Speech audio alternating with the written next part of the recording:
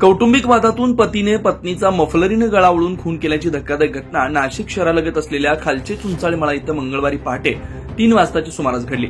स्वाती मरकड व चेतन मरकड असं मृत्यू झालेल्या दोघांची नाव आहेत। मंगळवारी पहाटे मयत स्वाती यांचा भाऊ प्रवीण खेडकर हे त्यांच्या घरात झोपलेले होते। त्याचवेळी त्यांची भाची खुशी हिनं जोरजोरात दरवाजा वाजवला। यावेळी प्रवीण यांनी तात्काळ त्यांच्या आईला स्वातीच्या घरी पाठवलं। घरी आल्यानंतर त्यांना स्वाती पलंगावर निश्चित पडलेली दिसली। तिच्या गळ्याभोवती मफलर गुंडाळल्याचं त्यांना दिसलं, तर जावई चेतन मरकड यांनी दुसऱ्या खोलीतील लोखंडी अँगलला साडीने गळफास घेतल्याचं पाहायला मिळालं। यावेळी त्यांनी लगेचच दोघांनी नाशिकच्या जिल्हा शासकीय रुग्णालयात उपचारासाठी दाखल केलं। त्यावेळी डॉक्टरांनी त्यांना मृत घोषित केलं। मुलं झोपेत असल्याची संधी साधून चैतन्य मरकड यांनी पत्नीचा मफलरीने गळा आवळून खून केला आणि स्वतःही गळफास लावून घेतला। मात्र आई वडील दोघांचे मृत्यू झाल्यानं 3 मुलं अनाथ झालेत। त्यामुळे चिंचोळी परिसरासह शहरातून हळहळ व्यक्त केली जाते। घटनेचा पुढील तपास अंबड एमआयडीसी पोलीस ठाण्याचे वरिष्ठ पोलीस निरीक्षक विश्वास पाटील यांच्या मार्गदर्शनाखाली अंबड पोलीस करत आहेत। 9 न्यूज महाराष्ट्रासाठी प्रतिनिधी ज्ञानेश्वर आंधळे, नाशिक।